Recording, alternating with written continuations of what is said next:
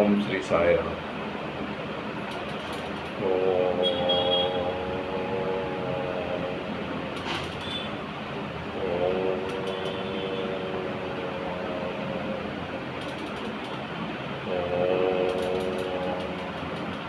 ఓం తచ్చం యోరారుణీమహే గాతుం యజ్ఞాయ గాతుం యజ్ఞపతయే దైవీ స్వస్తిరస్తు నః స్వస్తిర్మానుషేభ్యః ఊర్ధ్వం దిగాతు భేషజం ద్విపదేశం చతుష్టదే. ఓం శాంతి శాంతి శాంతి. సాయిరామ్. మనం జ్ఞానకర్మ సన్యాస యోగంలో రోజు ఒక్కొక్క శ్లోకం చొప్పున మనం చెప్పుకుంటూ వెళ్తున్నాం. ఇదంతా భగవంతుడి ఆశీస్సులతోనే అవుతుంది. భగవంతుడి ఆశీస్సులు లేనిదే మనం ఏ పని చేయలేం. ఈరోజు ఈ గ్రంథం ఇది పవిత్రమైన గ్రంథం. ఈ గ్రంథాన్ని మనం చదువుతున్నామంటే విన్న వాళ్ళకి అదృష్టమే, చెప్పిన వాళ్ళు అదృష్టవంతులు. ఈ రెండు ఉంటే కానీ ఇది సాగదు. అది పూర్వజన్మ సుకృతంతో ఇది చెప్పడం అవుతుంది. లేకపోతే నేను చెప్పలేను, మీరు వినలేరు. సాయిరామ్. అంటే ఈ జ్ఞానకర్మ సన్యాస యోగం అన్నది ఈ కర్మ నువ్వు ఎలా చేస్తే నువ్వు ధన్యుడు అవుతావు, నువ్వు మోక్షానికి ఎలా వెళ్ళగలవు. నువ్వు రోజు ఇది మామూలుగా ఇలా ఉంటే నువ్వు ఏదో చేసేస్తున్నావు అయిపోయింది అనుకుంటే కాదు. నీకు భగవంతుడు జన్మకు ఎందుకు ఇచ్చాడో అది నువ్వు అర్థం చేసుకో. ఈ బాడీ ఎందుకు తీసుకున్నావో నువ్వు అర్థం చేసుకో. ఈ బాడీ ఉన్నంతకాలమే నువ్వు భగవంతుడిని ధ్యానించగలవు. నువ్వు ఏ పని అయినా చేయగలవు. ఏ పని చెయ్యాలి అంటే నీకు బాడీ ఉండాలి. ఈ బాడీతో భగవద్ ధ్యానంలో ఉన్నట్టయితే నీకు అన్ని ప్లస్ పాయింట్లే కానీ మైనస్ పాయింట్ ఉండదు. అందు గురించి నేను పదే పదే చెప్తూనే ఉన్నాను. ఇది సుకృతంతో కూడుకున్నది. ఇది కంపల్సరీ మీలో ఉన్న అహంభావాన్ని తీసి పారేయండి. ఈగో అన్నది దగ్గరికి రానివ్వద్దు. దగ్గరికి రానివ్వకుండా ఇది చక్కగా వింటూ మీ మంచి గురించి, మీ తాలూకా శ్రేయస్సు గురించి, మీ తాలూకా మంచి గురించి నేను ఇవన్నీ చెప్తూ వస్తున్నాను.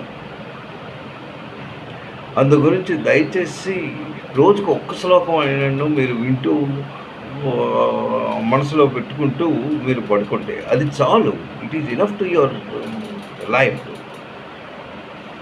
ఎందుకు అంటే ఈ భగవద్గీత అన్నది ఇది చాలా విలువైన గ్రంథం. ఈ గ్రంథాన్ని మనకి ఇచ్చాడు అంటే అది ఎన్నో జన్మల పుణ్యఫలం అన్నమాట. లేకపోతే ఈ గ్రంథం మన దగ్గరికి రాదు. అది ఎప్పుడో మట్టిలో కలిసిపోయి ఉండేది. అందు గురించి మనం అందరం ఈ అదృష్టవంతులం కనుక ఈ గ్రంథాన్ని మనం చదువుకుంటున్నాం. ఓకే, అంతవరకు బాగానే ఉన్నది. అయితే మనం నిన్న ఏ శ్లోకం చదువుకున్నాము అంటే 17వ శ్లోకం. నిన్న 17వ శ్లోకం అయింది. ఏంటంటున్నాడు? కర్మణో హ్యాపి బోద్ధవ్యం చ వికర్మణ అకర్మణశ్చ బోద్ధవ్యం గహన కర్మణో గతి. అయితే ఈ కర్మ తాలూకా తత్వాన్ని నువ్వు తెలుసుకో అంటున్నాడు. అకర్మ తాలూకా స్వరూపాన్ని నువ్వు తెలుసుకో. వికర్మ తాలూకా లక్షణాలు నువ్వు తెలుసుకో. ఇవి తెలుసుకున్నట్టయితే నువ్వు ఈ కర్మతత్వం తాలూకా గుణం, దీంట్లో ఉన్న విలువ, ఇవన్నీ నువ్వు తెలుసుకోగలవు. నువ్వు ఒక్కొక్కటి నువ్వు తెలుసుకుంటూ ముందుకు వెళ్ళు అంటున్నాడు. ఓకే, అది ఎంతవరకు నిన్న దాని గురించి నేను మళ్ళీ రిపీట్ నేను చేయను. ఎందుకంటే దాని గురించి ఆల్రెడీ మనం డిస్కషన్ చేసుకున్నాం. దాని గురించి నేను చెప్పాను. ఇప్పుడు నెక్స్ట్ శ్లోకం 18వ. నేను ఓన్లీ 18వ శ్లోకం గురించే నేను చెప్పదలుచుకున్నాను. ఎందుకంటే మనకు టైం చాలా తక్కువ. కర్మణ్య కర్మయః పశ్యేత్ అకర్మణిచ కర్మయః. జాగ్రత్తగా వినాలి. నేను శ్లోకం చదివినప్పుడు అది జాగ్రత్తగా మీరు ఉంటూ ఏంటి కర్మణ్య కర్మయః,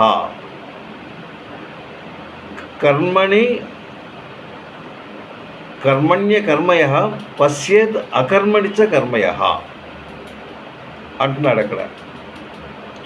ఇది ఏంటి?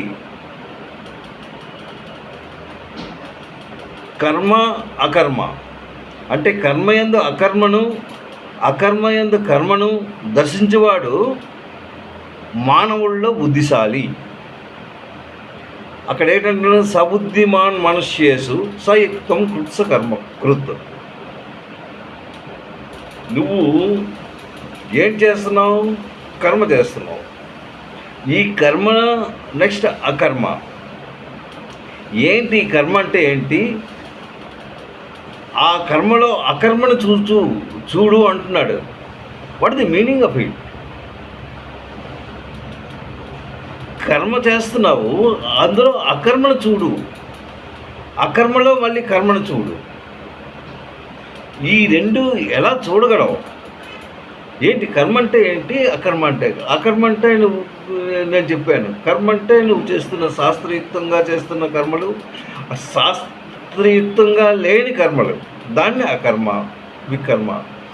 అంటే నీ ఇష్టం వచ్చినట్టు నువ్వు చేస్తావు. భగవంతుడు నీ ఇష్టం వచ్చినట్టు నీకు చేయమని చెప్పలేదు. భగవంతుడు నీకేం చెప్పాడంటే శాస్త్రయుక్తంగా ఒక గ్రంథాన్ని ఇచ్చాడు. ఆ గ్రంథంలో ఎలా అయితే ఉన్నాయో ఆ విధంగా నువ్వు కర్మలు చేస్తూ ఉంటే నువ్వు చాలా మంచిది. కానీ అది నీ ఇష్టం వచ్చినట్టు నువ్వు ఎన్ని గంటలకు లెగుస్తావు. అది శాస్త్రయుక్తంగా అంటే ఫలానా టైంలో నువ్వు లెగాలి, ఫలానా టైంలో నువ్వు భోజనం చేయాలి, ఫలానా టైంలో నువ్వు పడుకోవాలి, ఫలానా టైంలో ఇవన్నీ నువ్వు టైమ్స్ అన్నది హీ ఫిక్స్డ్. దాని ప్రకారం నువ్వు ఎలా చేస్తావు, నీ తాలూకా దినచర్య ఎలా చేస్తున్నావు, ఈ దినచర్యలో నువ్వు చేస్తున్న పని ఏంటి? అలా కూర్చుంటూ ఉంటే నీకు ఏమవదు. కూర్చున్నప్పుడు నీకేమి, నువ్వు దాని తాలూకా ఫలితం ఏంటి?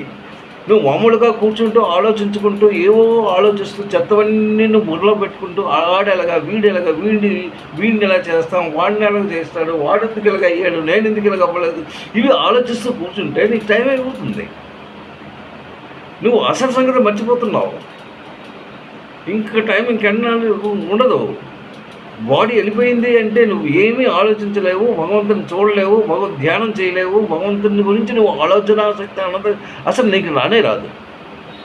ఇంకా నువ్వు చేయవలసింది ఇంకేంటి ఉంటుంది? నీ కర్మానుసారం నువ్వు నెక్స్ట్ జన్మ ఎక్కుతావు, ఆ నెక్స్ట్ జన్మలో నువ్వు మానవ జన్మ ఎక్కుతావు, లేకపోతే జంతు జన్మ ఎక్కుతావు, పక్షి జన్మ ఎక్కుతావు, లేకపోతే వృక్ష జన్మ ఎక్కుతావు, ఏ జన్మ ఎక్కుతావో అది అకార్డింగ్ యువర్ కర్మ. ఈ జన్మలో నువ్వు ఏం చేసావంటే లాస్ట్ జన్మలో నువ్వు ఏదైతే ఉందో ఆ కర్మ ప్రకారం నువ్వు ఇక్కడికి వచ్చావు. ఇక్కడి నుంచి నువ్వు ఎలా చేస్తున్నావు అనేది నీకే తెలుసు. అయితే ఇందులోపల ఏంటంటున్నాడు? కర్మయందు అకర్మను చూస్తా అంటే ఏంటి? What is the meaning of it? అకర్మ ఎలా చూస్తావు? అకర్మ అంటే శాస్త్రయుక్తంగా లేనిది అకర్మ, శాస్త్రయుక్తంగా చేస్తున్నది కర్మ. అది మనస్సు, బుద్ధి, ఇంద్రియములు, శరీరము, ఇవి ఏదైనా కర్మ చేయాలంటే ఇవి ఈ 4 ఉండాలి. ఏంటి ఉండాలి? మనస్సు ఉండాలి, బుద్ధి ఉండాలి, ఇంద్రియాలు ఉండాలి, శరీరం ఉండాలి. ఈ 4 ఉంటే కానీ నువ్వు you are not able to do any karma, any work. అవి ఉండాలి అంటే నీకు బుద్ధిబలం ఉండాలి, మనస్సు ఉండాలి, ఆ తర్వాత నీ తాలూకా ఇంద్రియాలు. ఏంటో ఇంద్రియాలు? జ్ఞానేంద్రియాలు, కర్మేంద్రియాలు, ఇవన్నీ నువ్వు పనిచేస్తూ ఉంటే కదా నువ్వు ఫలానా పని నువ్వు చేయగలవు. ఒక పూజ చేస్తావు, ఒక యజ్ఞం చేస్తావు, భగవంతుని ధ్యానించుకుంటావు, లేకపోతే ఎవరితో మాట్లాడతావు. ఇవన్నీ ఇంద్రియాలు. ఈ ఇంద్రియాలు సక్రమంగా పనిచేయాలి, బుద్ధి పనిచేయాలి, మనస్సు ఉండాలి. ఏ పని చేయడానికైనా మనస్సు చాలా ఇంపార్టెంట్. ఆ మనసులో ఉన్న మనస్సు ఎలా అయితే ఏర్పడుతుందో బుద్ధి కూడాను నీకు అలానే నీ బుద్ధిపూర్వకంగా మనస్సు ఏర్పడుతుంది. ఇవన్నీ నీకు కనెక్షన్స్. అయితే ఇది లోక ప్రసిద్ధి గురించి శాస్త్రవీత కర్మలు నువ్వు చేసినట్టయితే దీన్ని కర్మలు అంటారు. ఏవైతే శాస్త్ర విరుద్ధంగా చేసినవి అవన్నీ పాపకర్మాలు. అంటే అది నీ ఇష్టం వచ్చినట్టు నువ్వు చేస్తున్నావు. నువ్వు 12 గంటలకు లెగుస్తావు, లేకపోతే 10 గంటలకు లెగుస్తావు, నీ ఇష్టం. అది భగవంతుడు నీకేం అడ్డు చెప్పలేదు. ఎందుకంటే నీకు అన్ని పవర్స్ ఇచ్చాడు. You do as you like. నువ్వు 12 గంటలకు లెగుస్తావో, 10 గంటలకు లెగుస్తావో, 7 గంటలు లెగుస్తావో, ఎన్ని గంటలు లెగుస్తావో లెగు. లేకపోతే రోజంతా పడుకో. ఇదంతా అది నీ ఇష్టం మీద ఉంటుంది. ఆ తర్వాత నువ్వు వికర్మలు, నువ్వు ఎలాంటైతే మంచి పనులు చేస్తావో చెడ్డ పనులు చేస్తావో, నువ్వు ఏంటి నీ తాలూకా ఉద్దేశం ఎలా ఉంటుంది? ఎప్పుడు ఏ ఉద్దేశంతో నువ్వు కర్మ చేస్తావు? ఏదైనా ఫలాపేక్ష లేనిదే నువ్వు ఏ కర్మ చేయవు. అయితే ఫలాపేక్ష ఉండాలి, లేదని కాదు. అది ఎలాగా ఉండాలి? ఎటువంటి ఫలాపేక్ష చేస్తావు? ఎటువంటి కర్మలు నువ్వు చేస్తావు? కర్మ చేసినప్పుడు నువ్వు ఆలోచించు, whether it is good or not. When it is good then you do your duty. అది అక్కడ. అందులో అకర్మలు చూచుట అనగా ఏమి? ఈ కర్మల్లో ఏదైతే ఉన్నదో శాస్త్రయుక్తంగా నువ్వు ఏదైతే చేస్తావో అందులో అకర్మలు కూడా నువ్వు చేసినట్టయితే, నువ్వు ఇందులో ఏదైతే నువ్వు కర్మలు అంటే శాస్త్రయుక్తంగా ఉన్న కర్మలు ఏదైతే ఉన్నాయో అవి మళ్ళీ దానికి వెళ్ళడానికి నువ్వు ప్రయత్నించినట్టయితే, అకర్మల్లో నువ్వు ఎప్పుడైతే నువ్వు ఉన్నావో నువ్వు మళ్ళీ కర్మలకు రావడానికి నువ్వు ప్రయత్నపూర్వకంగా నువ్వు అన్నింటినీ చేస్తూ ఉండాలి. ఇక్కడ ఏంటి? కర్మణ్య కర్మయ పశ్చేత్ అకర్మణిచ కర్మయ. అంటే కర్మయందు అకర్మణం, అకర్మయందు కర్మణం,